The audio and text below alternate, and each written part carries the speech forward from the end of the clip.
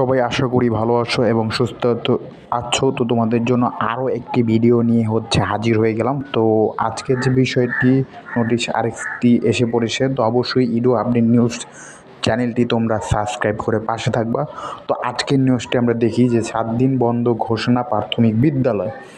তো তীব্র গরমে দেশের সব সরকারি প্রাথমিক বিদ্যালয় 7 দিন বন্ধ রাখার নির্দেশ দিয়েছে প্রাথমিক ও গণশিক্ষা মন্ত্রণালয়। আজ শনিবার 20 এপ্রিল এক বিজ্ঞপ্তিতে এ তথ্য জানানো হয়েছে। প্রাথমিক গণশিক্ষা মন্ত্রণালয় সিনিয়র তথ্য অফিসার মাহবুবুর আলম তুহিনের গণমাধ্যমে পাঠানো বিজ্ঞপ্তিতে বলা হয়েছে, চলমান তাপদাহের শিশু শিক্ষার্থীদের স্বাস্থ্য ও সুরক্ষা বিবেচনায় আগামী 21 এপ্রিল 2024 থেকে 27 এপ্রিল 2024 পর্যন্ত সকল সরকারি প্রাথমিক বিদ্যালয়, শিশু কল্যাণ ট্রাস্টের বিদ্যালয়সমূহ ও আনুষ্ঠানিক শিক্ষা ব্যুরোর লার্নিং সেন্টারগুলো বন্ধ থাকবে।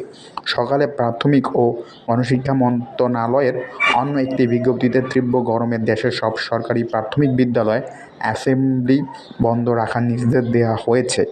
এর আগে শুক্রবার অভিভাবক ঐক্য ফোরামের সভাপতি মুক্তিযোদ্ধা মোহাম্মদ জিয়াউল কবির দুলু স্বাক্ষরিত বিজ্ঞপ্তিতে ছুটি বৃদ্ধির দাবি জানানো হয়। বিজ্ঞপ্তিতে বলা হয়, দেশের হিট অ্যালার্ট জারি করা হয়েছে, মানুষজনকে প্রয়োজন ছাড়া বাইরে বের হতে নিষেধ করেছে প্রশাসন। এর মধ্যে স্কুল কলেজ খুললে অনেক শিশু অসুস্থ হয়ে পড়তে পারে বলে মত সংগঠনটির। এ পরিস্থিতি সব স্কুল কলেজ মাদ্রাসা 7 দিনের জন্য শিক্ষা কার্যক্রম বন্ধ রাখার দাবি জানিয়েছেন তারা।